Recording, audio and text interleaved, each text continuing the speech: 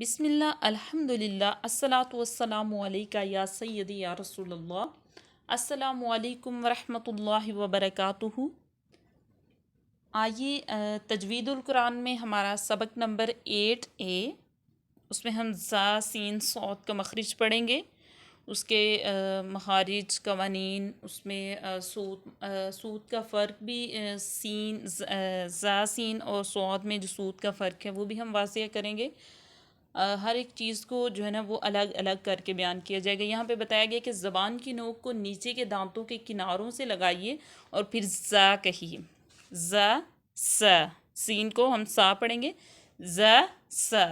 ठीक है, तो यहाँ पे हम आपको बताते चलें सा और सौद में, सीन और सौद में फ़र्क आवाज़ का जो है वो हम बयान करेंगे। सबसे पहले नंबर पे सौद को पढ़ते हुए होंठों को गोल मत कीजिए और अगले हरफ यानी ये जो ज़ और सा के एंड पे जो आता है उसको आ, और ये आ जो सौद का आ है उसको मोटा और ऊंचा पढ़ना है।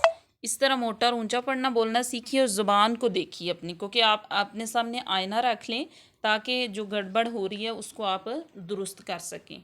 अब नीचे देखें, सीन है, यहाँ पे आपको नज़र आ रहा होगा सीन और स्वाद हमने लहदा करके लिख लिया है। थोड़ा सा पीछे भी हम ये जो है ना वो आपके सामने ये वाला रूल जो है ना वो बयान करते आ रहे हैं। अब तक तो आपको पता चल जाना चाहिए कि ये किस लिए लिखा जाता है। सा सौ, मुंह को गोल नहीं करना, ठीक है, इस तरह मुंह को बिगाड़ना नहीं है, बिल्कुल मुंह को सीधा रखना, सिर्फ ज़ुबान का अंदर से ज़ुबान की चेंजिंग करनी है। देखें सा सौ, ठीक है। उसके बाद इसकी जो आम गलतियां जो हम इसमें करते हैं, पीछे भी हम आपको बताते आ रहे हैं कि हमारे में क्या गलतियां होती हैं। स्वाद को सवा मत पढ़ें, सवा, ठीक है, और स्वाद अदा करते वक्त होंठों को गोल मत कीजिए। इसमें टिप ये है, इंग्लिश का एक लफ्ज़ है आई सा हिम, सौ, ठीक है।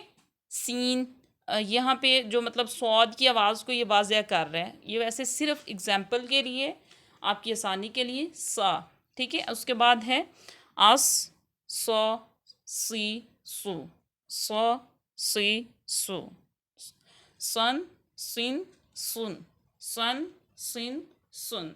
यह आपकी मश्क करवाई जाती है। अस्बारहुम, अस्बारहुम, वतवासौ, वतवासौ, मेरे पीछे पढ़िएगा। सिरौत, सिरौत 3 दफ़ा पढ़ लिया करें। सुदूरी, सुदूरी, वाव को हम लंबा कर रहे हैं क्योंकि वाव मद्दा है। माशाअल्लाह, आज के लिए इतना ही काफ़ी। फ़ी अमानिल्लाह, दुआओं में याद रखिएगा।